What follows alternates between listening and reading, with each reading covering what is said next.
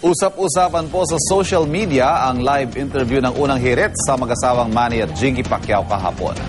Naantig ang marami sa labi sa pag-aalala ni Jinky sa kanyang asawa at ang pagluha ni Pacman dahil ayaw niya raw nakikitang nasasaktan ang kanyang pamilya at mga kababayan. Narito ang report.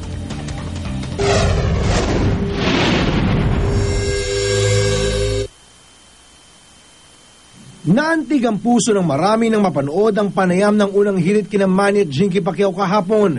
Bumuhos ang emosyon ni Jinky nang balikan ang eksena sa ring sa laban ng kanyang mister kontra kay Juan Manuel Marquez. Kahit nga maalis lang yung asawa mo, minsan hindi ka nakakatulog habang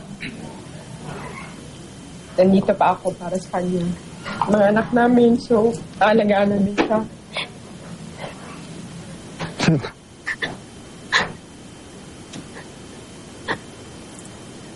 Maya-maya pa, hindi na rin napigilan ng pambansang kamao na mapaluha. Ayaw kasi nasasaktan yung pamilya ko. Yung mga tao na sumusuporta, yung maano sila, lumural ba na gusto ko silang pasayahin, malungkot sila ngayon lahat. Tanggap ko naman kasi yan ang ano ko, yan ang trabaho ko. May pag dumating yung kailangan tanggapin, pag dumating yung panahon na matalo. Pero yung makita ko sa mga tao, yung reaction ng mga tao, mga Pilipino na maraming mga umiyak, lalo yung pamilya ko umiyak. Nasasaktan ako. Ang madamdaming eksenang yan sa unang hirit kahapon. Nasa front page ng Philippine Daily Inquirer sa kanilang issue ngayong araw. Tulad ng mag-asawa, napaiyak din daw ang ilang fans na nakapanood ng interview. Natouch daw sila sa panayam. Maging aktres na si Sara Labati, napanood daw ang interview.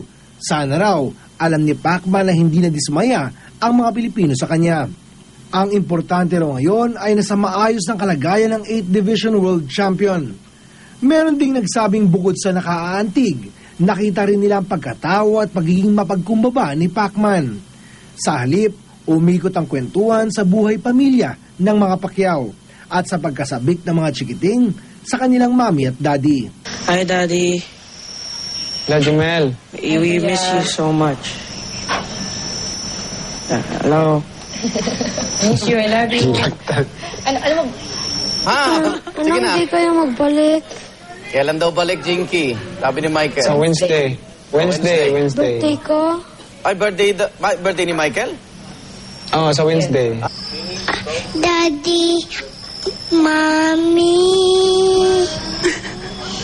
don't cry. Okay, nantahan pa kayo.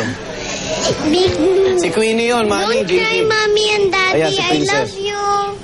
Ang pagmamahal ni Pacquiao sa kanyang pamilya, patunay na higit sa pagiging 8th Division World Champion at World's Greatest Fighter. Pinaka-importanting titulo at tungkulin pa rin kay Manny ang pagiging asawa at ama. Para sa unang balita, Oscar Oida, reporting.